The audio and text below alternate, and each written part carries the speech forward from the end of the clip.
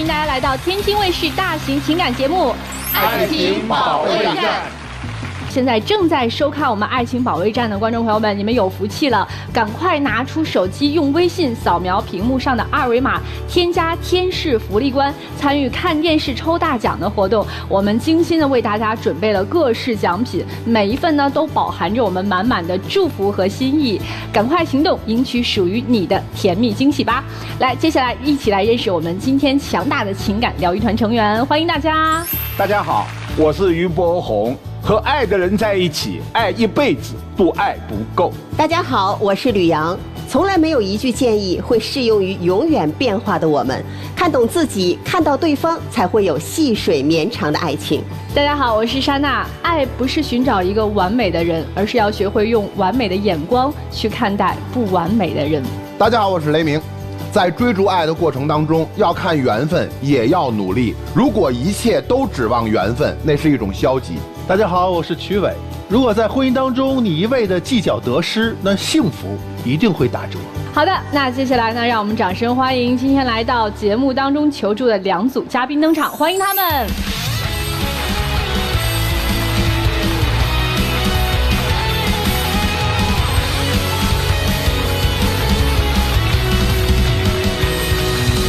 首先要疗愈的是本期第一对情感嘉宾杜先生，51岁，来自黑龙江；心理咨询师宋女士，51岁，来自黑龙江。个体，他们究竟遇到了怎样的情感困惑？两位现在的感情状态如何？从孩子上大学以后啊，我俩矛盾越来越凸显，我俩价值观不同，对未来发展也持不同态度。现在谁也说服不了谁，以我的口才和能力，能说服得了外人，为什么就说服不了他呢？啥玩意说服不了我啊？我也不是那种不讲理的人。明明我俩现在很多时候都是无话可说，每次从拌嘴开始，到最后以吵架结束。你期待的未来生活是什么样的？我们都这个岁数了，我希望她在家做全职太太，我也能追求自己的事业，不用像以前开店那么累，她也能好好享受自己生活，不挺好的吗？可他不听我的，为什么都非得听他的呢？为啥他自己心里没数？儿女毕竟现在都没成家，该有的现在都没有，我们做父母的责任完成了吗？现在就想轻浮，这想法是不是太幼稚了？如果不听劝，那以后谁也别管谁，自己琢磨这日子能不能过吧。这最后一句有点深意。不听劝就谁也别管谁，自己琢磨这日子咋过吧。那是过还是不过呢？过肯定还是要过的，毕竟30来年的婚姻了嘛。孩子今年都多大了呀？大的28岁了，小的也20多了。老大成家了吗？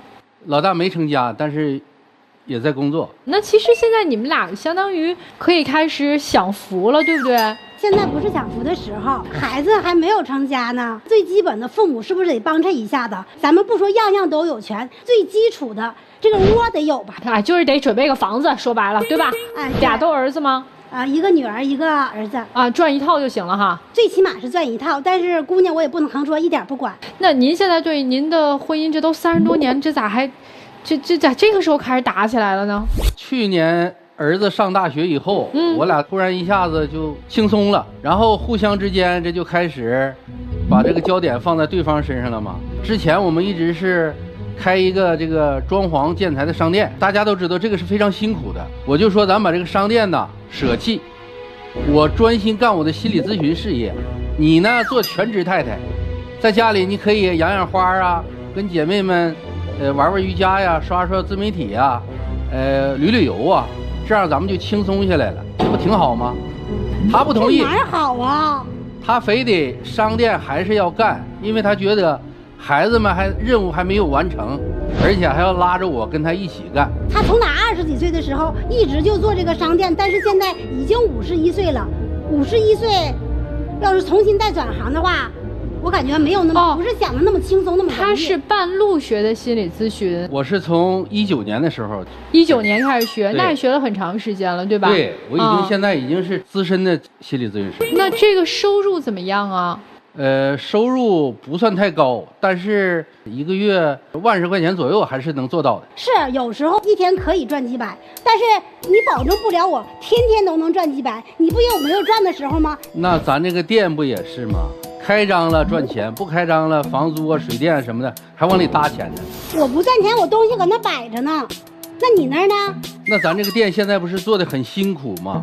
我本身不是想让你轻松下来吗？咱们现在不是轻松的时候，上有老下有小的，你想谈轻松？但咱这样，您就一心踏踏实实去做心理咨询师去，然后您看着店，您自己一个人全管店，这样行吗？这样不行。如果就是店里出入什么进货什么的，我自己一个人干的太吃力了。咱雇个小工，雇个小工增加成本了呀。那你是不想让他去干心理咨询师，还是说想把他拴在你的身边？不想让他干心理咨询的。我们这行招呼你了。哎，对，雷老师不高兴了。我也51。怎么了，心理咨询师？我干心理学干了一辈子，为啥不能干？为啥不能干？我这店里头说好了，说今天我们得到一批货，我不可能说让人家自己卸，你自己家里人你也得搭把手，是不是？说得好好的，等到时候人店东西全到了，车到了，人打电话不回来，干什么去了？你自己说。有一个17岁的刚上高1的男孩，他这不青春期逆反嘛，跟家里拌了几句嘴啊，然后就不回家，他的母亲急得直哭，我就帮着去找这个孩子去了，因为这孩子跟我关系特别好。我们不管找孩子，不管寻人，但当时事出突然呢，怕这个孩子在外边发生情况。那个男孩17岁是吧？他妈妈多大？他妈妈40多一点吧，还是个美女呢。我好像明白你为什么不让他去了。我感觉有点越界了。是他开始做心理咨询师之后，你觉得他有变化，还是说他其实早就做了心理咨询师，然后呢孩子上了大学走了，家里只剩你们2个人了之后，这个问题凸显出来了？对，因为孩子在的时候，注意力都在孩子身上。哎，对，你也没有管他那个心理咨询那个事业做得怎么样。对啊，当时就是觉得，哎，他多一份技能，多了一个副业还挺好的，是吧？啊，是的。所以今天您来，明确的就告诉他，就是你就不能再干这个了。你要再干的话，你就爱谁谁，你愿意怎么过怎么过吧。对，我接受不了他。今儿就下最后的通牒了，是吧？是我接受不了。哦，好，那我问问男士啊，你老婆已经都这么说了，这怎么着啊？我觉得他就是中年危机吧，总是觉得自己不自信，总是觉得我做的这工作有点神神秘秘的，总躲着他避着他。但是老师知道，咱们这行本身就是这种性质啊，你就是要对你的来访者负责任的，你不可能把任何信息透露给你的家人。但是他就在这件事上特别过不去，他就总觉得这是什么啊？这是一种不信任。对，那你信任他吗？我对他当然信任呐。你哪里信任我了？我朋友2口子吵架，说的要离婚，我去了，那是一共是3天。那电话给你打的，电话、视频周你，这家一个劲儿周的，不是你那叫信任。我告诉你了，我上哪儿去，啥事情，我不是没通知你，可是你咋做的？你说那家有对我的信任吗？你闺蜜2个人闹矛盾的时候找你，也是因为认为你的婚姻经营的比较幸福，信得着你，想向你讨教。但是你一去好几天，电话也不接，视频也不接。毕竟他们2个人是吵架，我很担心你的安危，仅此而已。我对你有什么不信任的？如果真的不信任，我压根儿不让你去了呗。那2口子那家都像下小鸡那可斗似的。你说我再搁那接视频，告诉你他俩正打呢，你看着吧。我这几天一直在打，就没歇着时候。歇的时候歇的，后来我告诉他了，当时就是左一遍，右一遍，你一看那全都是那个视频周的你。所以你觉得你老公不信任你是吗？对啊，他不单单是这个，有时候我要和我朋友什么聊天了，谁呀？你跟谁聊呢？不是我跟谁聊，咱们俩是2口子不假，我还得告诉你，哎，老公，我跟他聊天，哎，老公，我跟他聊天行不行？哎，至于吗？那玩意儿啊！你看双标吧，我在工作的时候，他就追着我问，谁呀？又咋的了？我问一下，就是他帮朋友的时候，你有没有在旁边说你这种方法不对？我跟他说过。这就能看得出来啊，就是2个人先是从这个对未来的一个生活规划吧，咱算事业规划吧，没有统一意见，有分歧。然后接下来呢，就2个人对彼此好像都有点小意见，就是他对他觉得，哎，你的工作神秘，我不信任你；他觉得你的交友神秘，甭管怎么着吧，2个人心里面都有这个小疙瘩。那现在日子只剩你俩过了，有没有觉得说，哎，俩人的关系可能比以前更亲近一点儿，没有，或者说我感觉关心更多一些？没有，我从他那感觉不到那个温暖。因为我去年的时候这个腿摔坏了，完了之后脚背这么应该也是崴一下子。我那天跟他说，啊，我说老公，我感觉我这个脚这两个脚的厚度不一样，知道吗？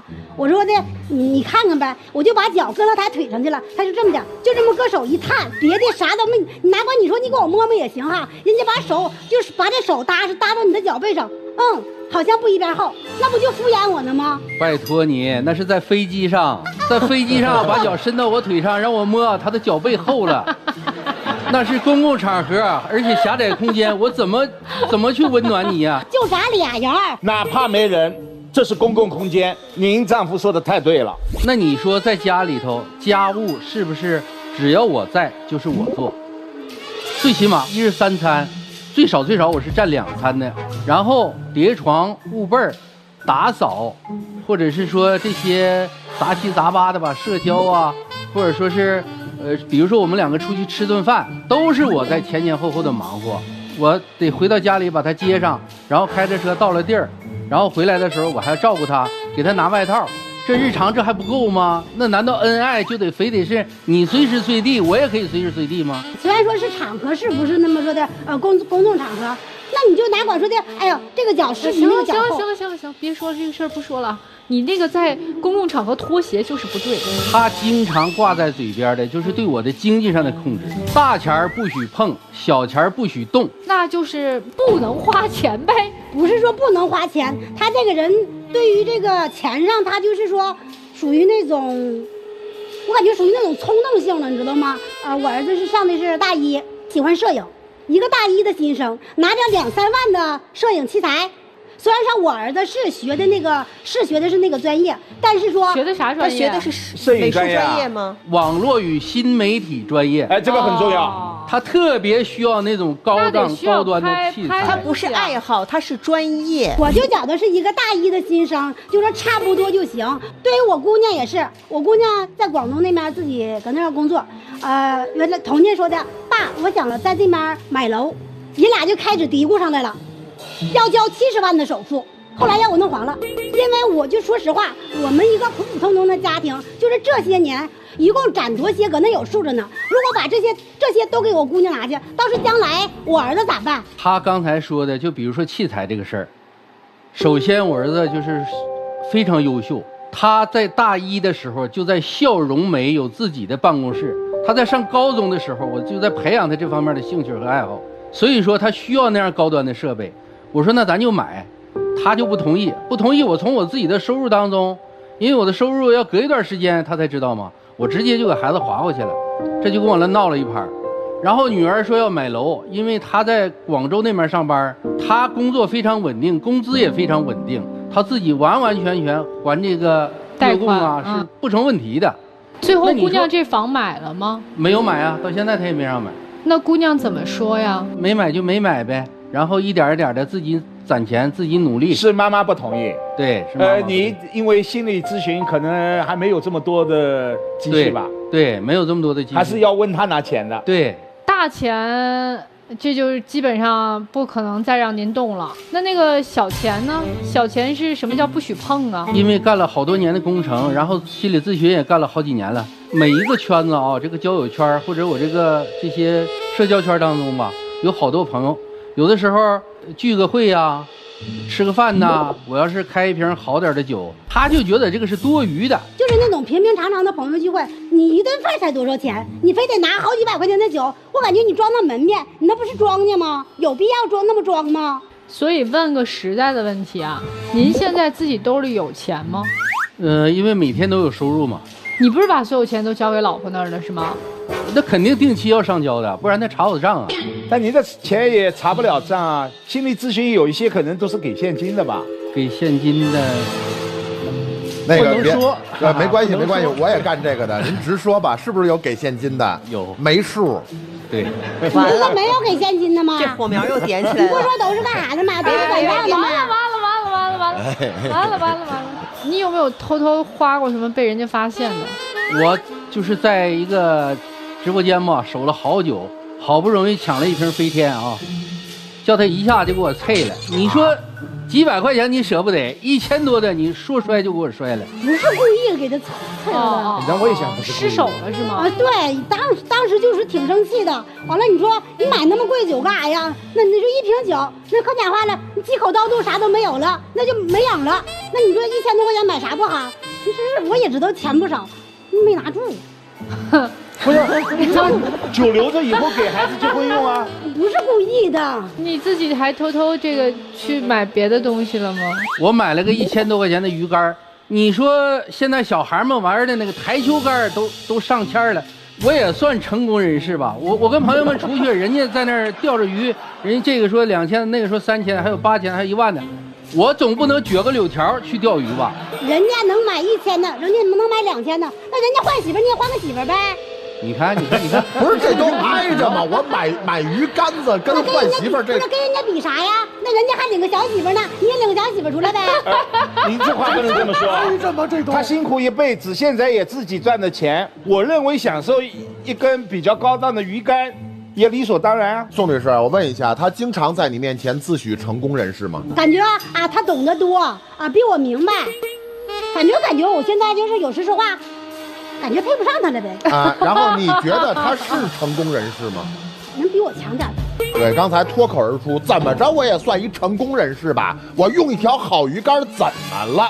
内心深处的优越感，忽然之间伴随着一个职业出现的时候，老夫老妻是要有警惕的。所以今儿来咱们这儿就是找咱们帮这忙嘛。总在拿这些小事儿顾左右而言他，实际最大的就是说对我的不信任，我给他以信任。咱们心理学当中有一个谁痛苦谁改变，我已经改变了很多了。对于他的无理取闹，我可以用沉默或者用温言软语的去安慰，但是他都干脆都不吃那一套。我刚心理学对他没用呗。对呀，心理学上就是有这么一点啊，你再高明的心理咨询师，你不能去做自己至亲的心理。所以这就来求助咱们了嘛。咱们先听听今天同样来求助的李先生和陈女士，你们听完有什么想跟他们说的吗？其实这个大哥，我觉得他也是挺好的，他有自己的一份收入，而且有他自己的兴趣爱好。就是我觉得大姐就不要那么作了，而且他买鱼竿的时候，他也是一支鱼竿，也不是说一次性的，他可以一直玩下去啊。我觉得挺体谅解那个大哥的。其实我觉得这个大哥性格挺好的，就是这位大姐让我感觉有点强势。我觉得这位大姐应该是要尊重为主，而不是说一直在反对。如果是说你一直站在反对面的话呢，他们就会团结起来去反抗你，你这样不是更痛苦吗？有道理的啊！来，我们听听于老师怎么说，有请。一切的一切都是为了你们2个人自己，你不用睁大眼睛。怎么能说呢？我们当然，你们2个人难道真的是为了孩子吗？丈夫说，来的目的就是我的妻子太辛苦了，回家当家庭主妇，然后呢享受生活，该旅游就旅游。你不是为了自己吗？因为这个妻子她经营着店，你要随叫随到，你无法全身心的做自己的心理咨询。对，所以你要把她打回家庭主妇，理由是儿孙自有儿孙福。哎，我们不能有了儿子就成了儿子，有了孙子就当孙子。你也同样啊，你也自私啊。我自私？你为什么反对他做心理咨询？这是他的爱好，我认为没错。但是你担心的是什么？他和你的社会认知的距离越来越远。你担心的是，由于丈夫越来越优秀，越来越成功，你出现婚姻危机。所以我们为了孩子打拼，就要赚更多的钱。你那个活赚不了多少钱，别干了，跟我一起把这个店经营好，赚的钱更多。你们不是把孩子当了一个借口吗？你现在如果非要把他从那个地方拽回来，赚不回来。另外，他内心也会抑郁的。虽然他做心理咨询，你非要去折腾，非要把他的事业搞得鸡飞蛋打，他能接受吗？接受不了了。因为他已经爱上自己的工作，而且你当地肯定有很多人也信任你，对吧？对。但是他不可能休妻，他这个行业声誉很重要啊。如果他们自己都违背公序良俗，谁还找他们咨询啊？老师说太对了，您怕什么呢？最后一句话，做妻子的自信一点，做丈夫的不要太自私。我先跟先生说两句吧。学心理咨询，你对外是你的工作状态，你对内是你对家人情绪的解读。你只要能够读懂他要什么，你能给就好了。你不要在那里去指导他，他劝个架，你在旁边给他提建议。第二句话，我问你，你们俩实现财富自由了吗？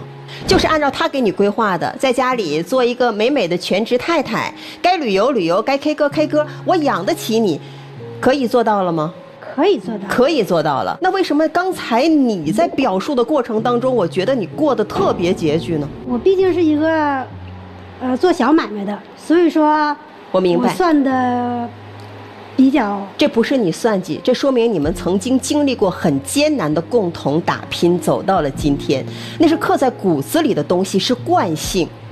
但是这也同时说明了一件事儿：曾经你们两个人是人生合伙人，现在要拆伙了。拆伙了，他不舒服。他不舒服的一个很重要的原因，是因为你们两个人的成长是不同步的。你已经开始去寻找你人生价值了，你开始不为自己的衣食冷暖去操心了。他的惯性还停留在我要给孩子买个2、3块钱的相机不就行了吗？一个孩子用得着那么贵吗？闺女用得着买房吗？这个事情用得了吗？不得给儿子留着吗？他停留在这个层面上。对。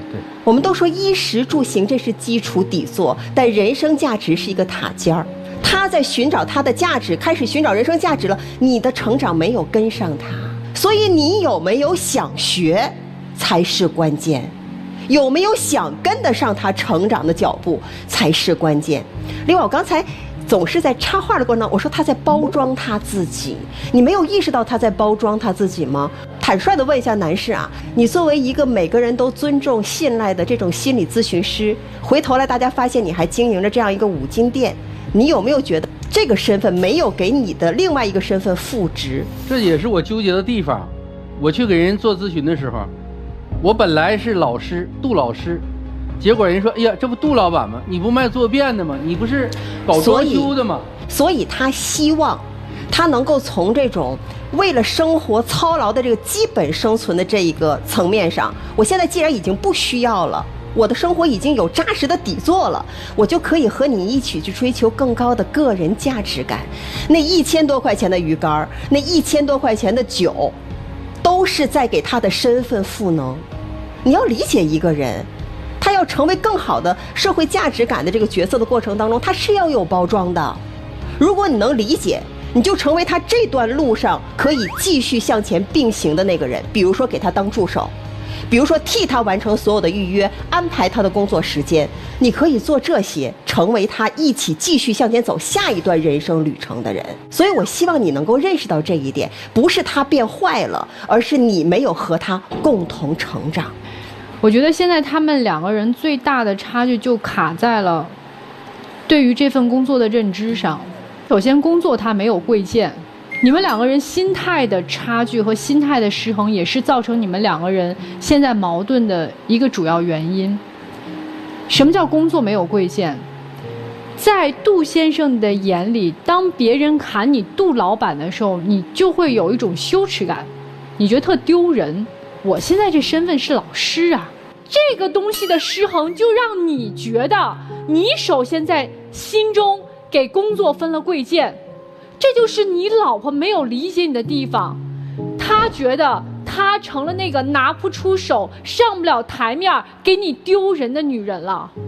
可是明明以前我们2个人一起做这份工作，为什么现在我就成了扯后腿的那个人，你就变成了那个高大上的人呢？所以他心里面不舒服。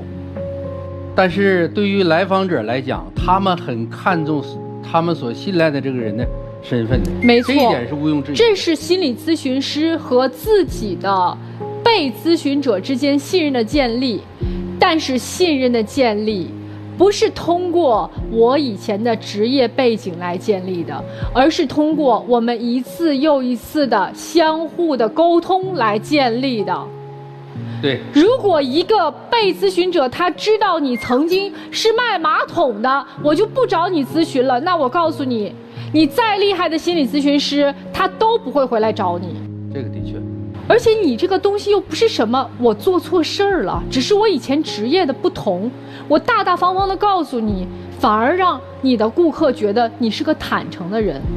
如果你唯唯诺诺的，觉得特不好意思，反而会加重别人对你的不信任感。接下来，我就跟老婆说2句话啊。您要反思自己身上的问题，确实有。如果你不去提升你自己，你不愿意跟上别人的脚步，你不愿意学习和前进的话，那我们10000个人来帮你，都帮不了你，只能自我改变。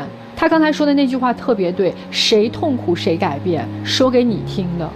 这段关系当中，人家一点不痛苦，痛苦的是你，所以改变的也应该是你。2、3万一套的摄影器材，对于一个大一学本专业的学生不贵，摄影器材要是贵的10几万、几十万的有的是。你儿子上大一干这个专业的，跟你要2、3万的，他要的就是个凑合能用的。对。然后呢，女儿一个人孤身在外，她是一女孩，在广州，她可能口音让别人一听都是个外省人。这个时候，她说我能不能买一个房子？这一个房子可以增加我在广州本地求职时候的讨价还价的空间。我当然有房的，我不用住你宿舍，可能增加她在一个家乡以外的城市恋爱时候一些灵活性。这个我觉得呢，您可以再考虑。当然，您是他妈妈，所以你说我们2个一起重新做我们的5金店，为我们的孩子以后多着想。孩子真正的需求，好像您也没着想。所以你觉得以后咱们家女儿在家里向着谁？哎，对，因为那房您给搅黄。您觉得咱们家儿子以后在这家里向着谁？对吧？那钱摄影器材是爸爸给的，所以您正在这个家里把自己弄成一孤家寡人，您发现了吗？另外呢，就是我就不跟您沟通咱本专业了，我自我阐述一下我对这个专业的看法。首先啊，一个人想做好心理咨询，前提是不能脱离平民心态。什么叫平民心态？我服务的每个对象都是普通群众。如果我自诩为一个成功人士，我不能用一个普通人的视角来解读对方，我服务不好。如果我自诩是个成功人士，我服务不好每一个信任我的人。所以我不是成功人士，我就是隔壁老雷。而且我还告诉你，就这行真的需要监督。为什么需要监督？你也知道，有好多就在你们本乡本土有好多自诩老师的人，到最后都换了老婆。这一行，要么你比他聪明，他只要一翘尾巴，你就能逮住他要害；要么你比他厉害，你不是愣充自己是个老师吗？我让所有人知道，你的来路就是个5金老板。一个看不起自己来路的人，这个人内心没有形成自洽，他内心不平和。对，我讲明白了吗？明白了。没事，我没有跟您对话，我只是阐述我干了这么多年我对这行的理解。杜大哥是几个身份？老板、老师、老爸、老公，是吧？我们说飞机上那件小事儿，这位姐姐，你的脚有气味吗？就是你要是脱了鞋会影响周围的人吗？没有没有。你知道对不对？你也知道是不是？是，没有味儿。所以我说，只要你自己知道自己不会影响其他人的话，在特殊情况下你可以释放。尤其是当时那个时刻，老婆的脚是肿的，对，你为什么不能给她揉一揉？因为此时你是真我，道德化了自己。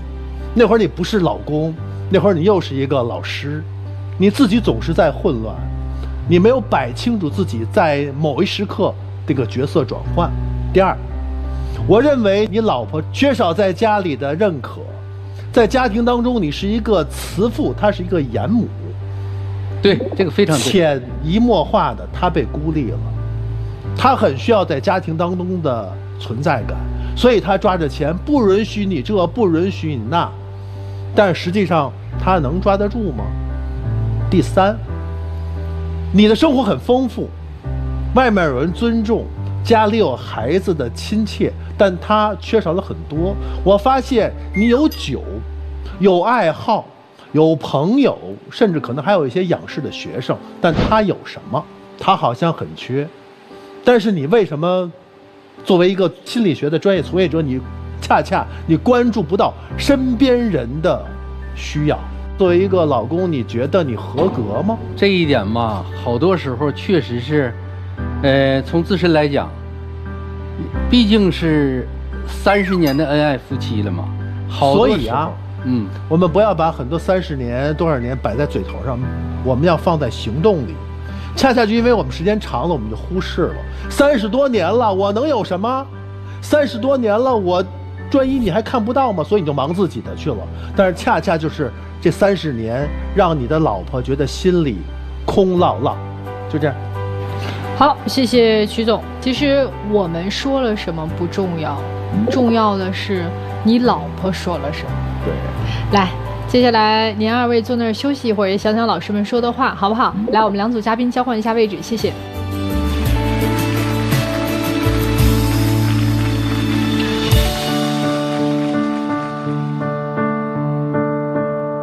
本期第2对情感嘉宾李先生，35岁，来自广东；貌仪陈女士，35岁，来自广东，外貌。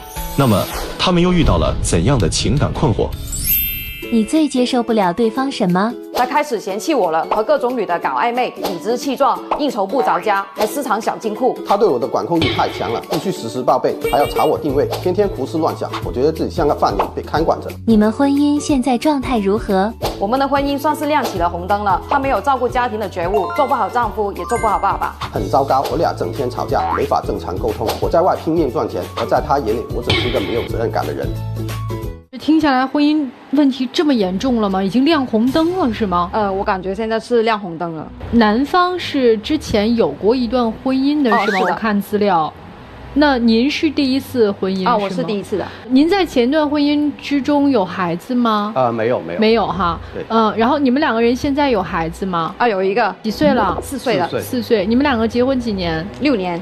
6年，现在出现了问题，甚至亮起了红灯。那咱就从头说。短片里面说的第一个就是各种搞暧昧。是的。这个从何而来？我发现他就是跟他前妻走得比较近，就是有一次他背着我，然后他们俩出去吃饭了，然后他的前妻还发短信，就是发一些照片，就挑衅我。当时看到这个信息，我手是发抖的，我就问他怎么回事，然后他就很平淡的说没有啊，就出去吃个饭而已。和前妻见面，你跟你老婆说了吗？没说。没有，我当时就想可能多一事不如少一事，就是我前妻有一个证件，就是护照嘛，在我那里可能当时他没有拿走，然后我就找到肯定要还给他的嘛，然后就正好到饭点，可以送完就走啊，为什么要吃饭呢？我就想说就没什么。谁提出要吃饭的？就他提出的，然后他提出要吃饭。然后给你吃了饭以后，就把这个照片拍的发给了你现在的老婆。对方要干嘛，他自己我也控制不了嘛，对不对？反正我也明确跟我是你给了他机会啊。他的前妻还打电话给我说，他们是约定好吃饭的，而且还跟我说什么他们俩是双方的初恋啊，什么在一起7、8年啊，然后现在是分开了，但是我心里面还是放不下他。明里暗里的就是想让我去退位让给他。你知道他们2个人当初为什么离婚吗？我听他说的是3观不合，就是女方的太强势，而且他不尊重我的父母。他前妻怎么会有你的联系方式？我都不知道哎。他给你打电话，你怎么回答他前妻呢？我就说，第一，我没有插足你们的婚姻，你们是离婚之后我才认识他的，而且我跟他认识是朋友介绍的。你如何放不下他，关我什么事？你不应该找我来说，而且你跟他都已经离婚了，我跟他现在的生活很好，你不要再插足我。我是这样跟他说的。回答得很好。你说他什么各种玩暧昧，就是只对他前妻吗？没有，他在家的话就是很奇怪的，他会3番5次就是往厕所里面跑，然后呢一蹲的话就会蹲一个半把小时这样子。然后呢他出去所谓的应酬聚会，他永远都是先斩后奏。然后呢大半晚上的时候呢，他睡着了，他的手机里面呢有那个女生发过来的信息，那时候我看了，就是有一个女生很可爱的那个头像，然后里面的内容真的是超级暧昧的，说什么亲爱的，我好想你，我们什么时候再见？那是谁呀？首先说第一个问题，上洗手间，我觉得上洗手间是我自己的个人时间，而我也喜欢在那边刷手机。我觉得在那里我是自由的。那有必要去那么久吗？就像之前前期的那个事件之后，他就一直在那边阴阳我。我那个手机响，他又说是哪个女的啊，哪个美女啊找你这样子，我就觉得很烦恼。然后我给他看呢，也是这就正常的朋友啊，还有就是同事之间的聊天。导师不是这样子的，他发信息，他永远都是这样子发的，而不是光明正大。我稍微瞄过去，他都是这样有意识的躲一下。我就觉得他不是心里有鬼吗？我就觉得我自己有一点隐私嘛，而且我也每次给他看也没什么事情啊。然后我就跟他也就说了，反正你都查了，我就不报备了。你爱查，反正你视频打来，我给你看就好了嘛。然后至于那条暧昧信息的话，都是一个认识很久的朋友了。那个女性朋友，她的性格比较活泼开朗。有女性朋友会半夜3更发信息给一个已婚生了孩子的男人吗？然后她平常的话跟其他的异性朋友基本都是这样子说话的。然后我也没有回她是什么亲爱的，我也想你啊这样子，我也没有啊。就是你的边界感没拿捏好。我边界感拿捏不好，我就陪她亲爱的呀。我想你，我们什么时候再见面的上一条是什么内容啊？他删掉了，他聪明嘞。我怎么聪明？我也说刚好换了手机了，然后他又不信。那为什么他会半夜3更3点多的时候发信息给你呢？这说不过去。我怎么知道人家怎么会发信息给我啊？所有的问题都是别的女人的哈，那边是前妻的，我怎么知道他要叫我吃饭？我怎么知道他要拍照片？这边也是，我怎么知道他要3点给我发信息？所以一切都不是他问题啊。如果一个女性等到3点多发给一个异性信息的时候，您说哪个妻子会不怀疑？你除了对他男女关系上的这些不信任，还有什么地方你也对他不信任？还有就是他的收入本来就比我高，然后呢，他是会上缴80%的。最近的话呢，他是上缴的那个金额下降了。然后我问他是什么原因，他就说降薪了。但是呢，我觉得他这些钱呢，还是花在就是无必要的应酬啊，或是聚会上。我觉得吧，他这个人就是很爱玩，打着应酬的那个幌子去喝酒啊，就不愿意回家这样子。首先，我那个收入是真的变少了，所以我能免掉的应酬我都免掉了，所以那收入变少也很正常嘛，对不对？那变少了，但是我该给的比例我也有给足啊。不是哦，你应酬不是变少哦。有一次我发现他的手机里面有5万块的私房钱。然后我就问他怎么来的，他说是自己偷攒的，而且我们是要还房贷的。在这个压力下，我觉得他应该是把这个钱放在这个房贷这上面的，而不是说他自己偷着藏着。我觉得我那么大个人，有个几万块的那个应急钱也没什么东西啊。他有多少钱，其实我知道的。他应该有多少钱？我觉得应该有1万块差不多了。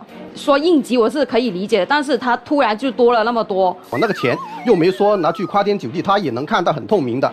我要是故意不给他看，我可以藏起来。谁知不知道你是拿了这个钱是不是花天酒地啊？如果一个做贸易的有5万块钱，真的不为过，但是可以告诉自己的妻子。但是他说他去应酬，其实讲真的是公司可以报销的。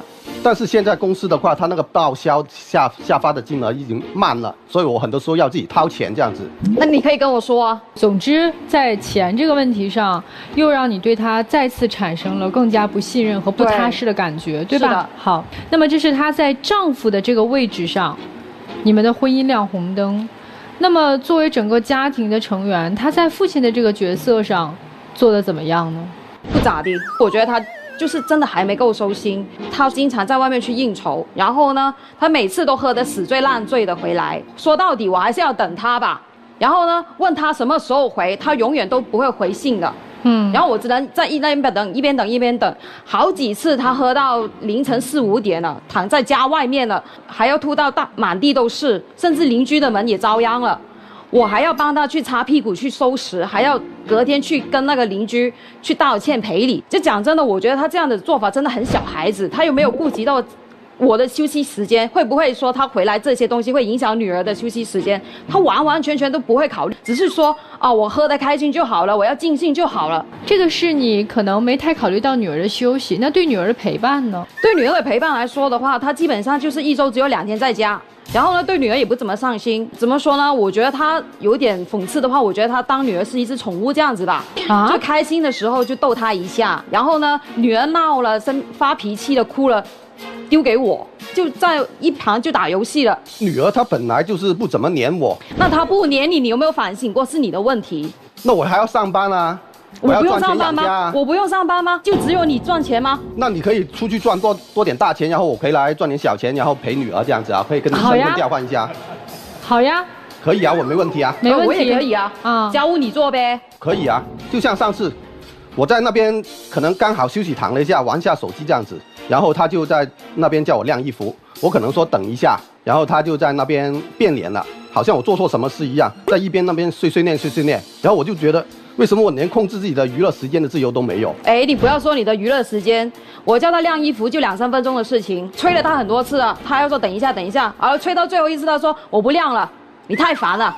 我想说，我要你做很多家务吗？拖地、洗饭啥之类都是我做的，我体谅你工作辛苦是吧？你多应酬，我就让你就是说，哎，家务不用拿那么多是吧？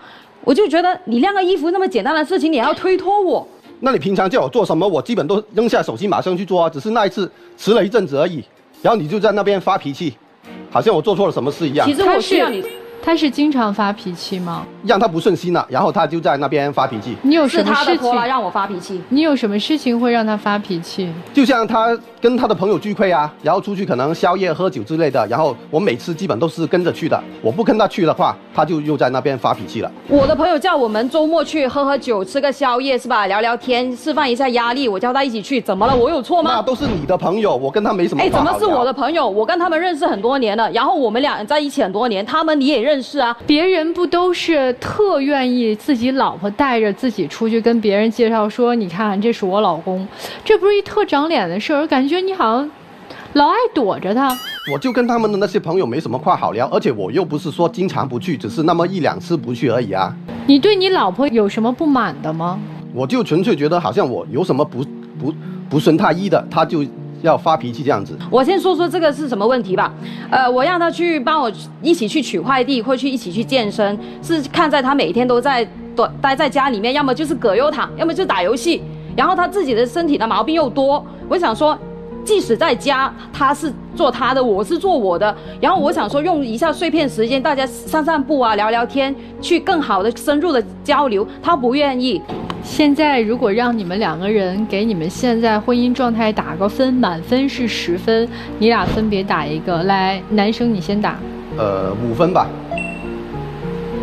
3分。多不及格啊？一个5分，一个3分，你俩还要过吗？其实我有考虑过这个问题。讲真的，我已经退让了他很多。我只是说要求你不能陪我没事，因为有些时候我自己很不开心，我也很内耗。我不能跟他说，因为他没有办法共情，我只能跟我闺蜜啊说的。我不要求他做到这一点，我只让他做一个好爸爸，多陪陪女儿就行了。他也做不了。今天你来是想要听听老师们的建议，对，其实还是想要调整的，对不对？是的。我们先来听听今天同样来求助的杜先生和宋女士的意见。我认为夫妻之间不应该有太多的自己的秘密，我感觉还是要相互沟通，应该沟通好了，应该不是问题。还是那句话，2个人都应该互相包容，而且把你们的共同感觉到困惑的问题摆出来，一件一件的去解决它。这位夫妻虽然同在一个屋檐下，但似乎是生活在完全不同的2个世界。你们的感情已经不知不觉地筑起了一道围墙，婚姻已经亮起了红灯。为什么？是不是其中一个人婚姻真的不忠诚，毁了这一个家？是不是另一个人他过于强势，无理取闹？我认为你们除了怀疑，那就是猜忌。婚姻是2个人坦诚相见的避风港，但被你们这对夫妻折腾成了互不信任的战场。越是能够捅到对方心里的话，越是找这样的话说。你们的脸不是翻着的，就是板着的。有和颜悦色的，大家好好的聊过吗？我尝试过，但是他还是做不到。也就是说，您的热脸去贴了别人的冷屁股，所以我对他的热情就慢慢的降下来了。你也感觉是的。你既然不给我好脸，我也绝对不给你好脸。对，夫妻睡在一张床上，那是伴侣，不是过客。你们现在两个人就在往过客的路上奔走了。我真的感觉像这样的家庭，如果土崩瓦解，有点可惜，因为很多都在赌气，很多都是猜忌，很多只是怀疑。您最后去想想，是不是只是自己的怀疑猜忌而已？你再去想一想，你有没有真心把这个女人当自己的妻子？所以很简单，如果你们两个人还想挣扎着努力一把，那就从两个人平心静气好好说话开始。你看你们两个人现在站在台上的姿势都是环着手，都是防御。你们两个人自己本身内心的成见和自己的判断都太强硬了。你知道我们都在婚姻当中有一个惯性，就是一旦当我们觉得他有婚外情了，他边界不清了，我们会不自觉的去求证这个事儿，然后就陷入恶性循环，不停的求证，不停的发现各种蛛丝马迹，然后你就会陷入到了更多的恶性循环里，你出不来了。要知道，越是想要去控制的婚姻，你越会失控的。所以现在，首先它有问题，因为在我们中国人的文化里呀，我们一直都觉得爱情这件事情是要从一而终的。很明显，男生你不具备这个前提，因为在你走过来的这个婚姻的历程当中，你曾经走过了一段不太好的或者失败了的婚姻。而且关键你知道吗？你的婚姻当中有一个特别危险的炸弹，就是你那个前妻既有破坏性也有攻击性。就这样的人，你怎么可能把他当朋友？你这个朋友在给你的现在的这个家庭多大的冲击性？他真正需要的不是你对这个事情的解释，这个事情是解释不清的。解释不清的东西，你别说你不解释了，你还很冷漠的去解释，你还偷着藏钱，好多事情背着他，就算你看起来是报备吧，然后你还有失联呀。所以现在在他的婚姻当中，他没有安全感呐，或者对你的各种指责呀，你首先能不能理解他的这种情绪或者他的这种爆发是有原因的？可以。所以如果你能够理解他为什么会走到今天的这个样子，对你各种各样的抱怨，想要去控制你，想要去了解你，他起根还是在意这段婚姻的。他把你当成了他选择一段人生大事当中唯一托付的那个人，所以这段婚姻不是没救，而是说你不要去纠结于我要把一件事情刨根问底儿，挖出真相，那个真相不重要，重要的是你要看到你在这件事情当中你要表达的是你的感受是什么。所以不要让自己的沟通或者两个人之间的这种互动变成了一种求证，变成了一种探案，变成了两个人之间的相互指责。你们要解决的是问题，把那个问题处理好就好了。所有的报备都是徒劳，因为只要他想骗，他有各种各样的方法。但是我想跟所有有女儿的爸爸说一句，其实生女儿的父亲特别好有这个体会和感受。你只要想一个画面，某一个夜晚下着雨，你已经结了婚的女儿哭着跑回来，扑在你的怀里说，爸爸，我看到我老公的手机里别的女人管他叫亲爱的，我好想你，我们下次什么时候见面？爸爸，你告诉我他们俩之间没有什么事儿。这个画面很好想啊，你不用想你老婆，你只要想你女儿就行。你受得了吗？受不了。你怎么告诉你女儿说，爸爸告诉你他俩没事儿，你放心吧，他们就是普通朋友，那你不要管，你老公也没回复，那个女的说什么你能管得了吗？你会这样劝你女儿吗？不会。你会怎么做？就可能很心疼我女儿吧。她也是别人的女儿啊。我再跟你说一句，女儿大部分都是照着自己爸爸的样子去找老公的。你现在不是没有爸爸的责任感吗？我今天就给你上这一课，告诉你什么是爸爸的责任感。4年以前，要是你们2口子是这种情绪状态，你给他生这女儿吗？不会。你还不跑？对。也就是说，4年以来一定有原因呐。你们不能只呈现状态不讲原因。你做了什么？你讨厌。你做了什么？你很坏。你做了什么？你讨厌。你做了什么？你不是个东西。到最后就是，你说我讨厌，我觉得你不是东西。你说你跟你前妻离婚是你前妻对你妈不好，对吗？对。他对你妈好吗？好。那你为什么这么讨厌他？我就觉得他每次说谈好的事情，然后又要翻旧账，我就觉得很烦恼啊。他翻了什么旧账？就说我前妻的事啊。是啊，从来没有过解决办法。你们说你前妻的这个问题，你们到最后的结论就是，你见了前妻你讨厌，我见了前妻怎样我没事儿，你好烦，不你讨厌，不你好烦，怎么办没说？咱们这样，拿出一手机来，给前妻打电话，请你不要再找我老公，我老公在旁边，也请你不要再给我打电话说你要威胁我。老公说，听见了吗？行吗？这是一解决方法。我打了一草稿啊，不是你们俩就要用这方法。咱们是不是有了一个矛盾？咱们除了互相你讨厌你不是东西之外，咱们提一个解决办法，双方能接受，我们做到了，你不再埋怨我，我不再干这事儿，咱这事儿能过得去。你们俩没事儿，没有一件事儿过得去的。愿不愿意解决？愿意解决，咱们每个小事儿、每个矛盾，咱们提解决方案，做到了，妻子不追究，丈夫也做到。做不到，我们给孩子一个平静的成长空间，要不然2位算了。为什么不离婚？我有考虑过离婚。那你为什么不离？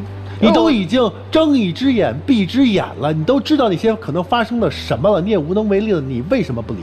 其实也是为了女儿啊，为女儿是吧？对。女儿幸福吗？有一个假双亲，幸福吗？想清楚。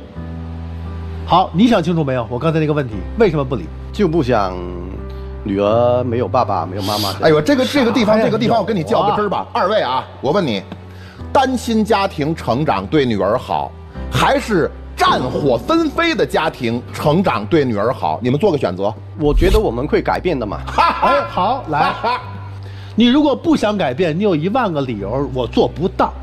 如果你想改变，你只有一个理由，你就可以做到，因为我想，我愿意。这点非常重要。你们2个人想清楚了，就是你们俩在一起别别扭扭的，这边使劲逮你，那边使劲的跑，累不累？就这个家你都不想回，那要他何用？你说有一个女儿在这里，你又不陪，你装什么装？你在逃避什么？你在追求什么？这个女人为你牺牲了很多，甚至于放弃了原则。而你们俩现在这种状态，就是你放弃了原则，她有愧疚感。当莎娜老师说你的女儿如果是这样，你怎么办？她愧疚了。当问到说你对她的母亲怎么样好的时候，她愧疚了。但是恰恰你给她了一个空间，你没有原则底线，所以说在这一点上我可以还舒服。你只有把她逼到一个退无可退的时候，她才能真正的去想我到底离还是不离。所以他总会是在当你不给他这个坚定而决绝的选择的时候，他总会是非黑即白。但你现在不给他那么多选择，就是这个填空，是或者不是，他才能逼着他去想，我要这个家庭，我要这个老公的称号，我要这个父亲的称号，到底怎么才能配得上？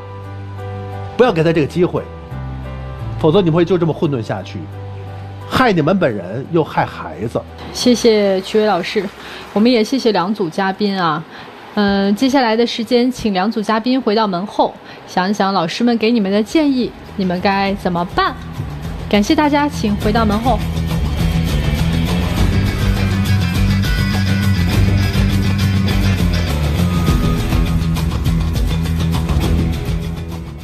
好的，那我们在揭晓第一组嘉宾的结果之前呢，要提醒电视机前的观众朋友们，欢迎大家通过腾讯视频收看节目的完整内容。来吧，我们看一看这个结果，应该是没有悬念的哈。来吧，那我们就一起见证好的一个结果。来，3、2、1，请开门。哦，牵着手出来了。啊，手没牵。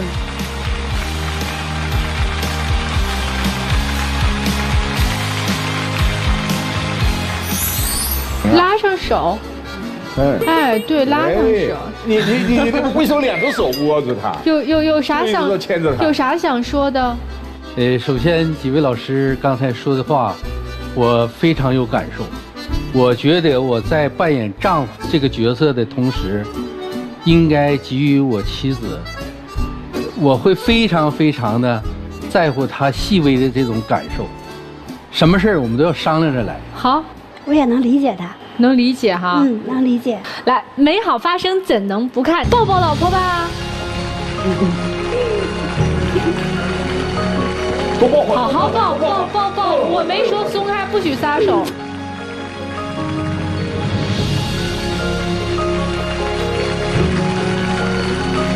好了，请亮灯吧。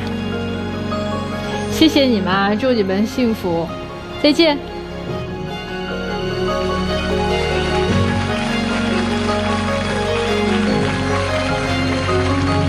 那接下来我们要看我们第2组嘉宾他们会怎么选择了。那现在正在收看我们节目的观众朋友们，大家有福气了，赶紧拿出手机，打开微信，扫描屏幕上的2维码，添加我们的天使福利官，参与看电视抽大奖的这个活动。我们为大家准备了各式的奖品，这些奖品呢都是我们精心准备的，里面饱含着我们满满的心意和祝福，所以赶快行动起来，赢取属于你们的甜蜜惊喜吧。好，我们一起来揭晓答案，3、2、1，请开门。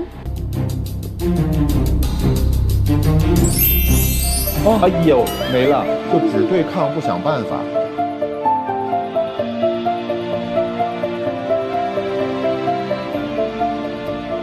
哎呦，这好可惜。他们可能还是谁吃亏，可能是这么理解。我一直觉得婚姻应该是2个成年人之间的事情。什么叫成年人？我们可以表达情绪，表达不满，但是我们更多的精力要用在想办法解决问题。没错。如果我只抱怨、只指责，所有的不好都记着，但从来不提方案解决问题，这叫成熟吗？所以希望我们每一个正在收看我们爱情保卫战的夫妻都能幸福甜蜜，最重要的就是彼此尊重、彼此包容。好了，这就是我们这一期的爱情保卫战，非常感谢大家的收看，我们下期再见。